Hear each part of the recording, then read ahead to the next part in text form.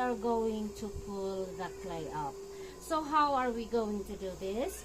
We kind of compress here at the bottom, and then slowly we slide our fingers up, up, up to the top. Ulitin natin para tumaas pa. Compress at the bottom, and then we slide our fingers up, up, up, and up until the very, very top. So, ito na po ang ating cylinder.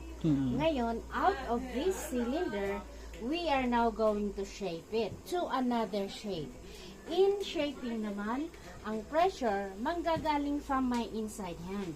So, itutulak ko siya palabas. Habang tinutulak, tinataas, dahan-dahan, dahan-dahan. Dito naman sa gitna, itulak nating paloob.